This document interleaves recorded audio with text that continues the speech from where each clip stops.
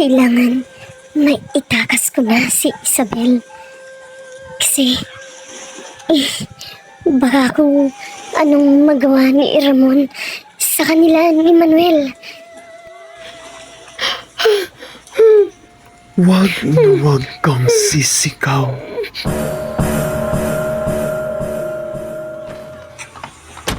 Margaret? Margaret! Manuel, tulungan mo kami. Nasaan si Isabel? Si Ramon,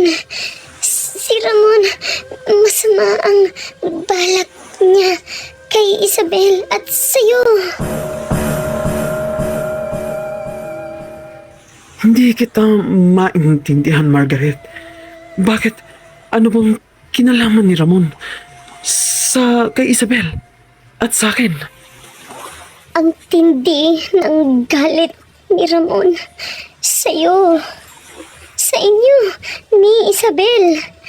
Lalo na't nalaman niya na may relasyon kayong dalawa. Nung lumapit si Ramon sa akin, humingi siya ng tulong. Hindi ko alam na may balak pala siyang masama laban sa inyo.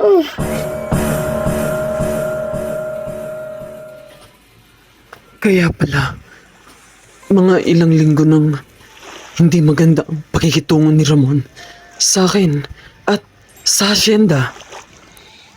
Kailangan na nating puntahan ngayon si Isabel para malaman niya na magiging ligtas na rin kami. Kasi nandito ka na. Carlos, kumilos na kayo. Bilisan natin. Si Isabel!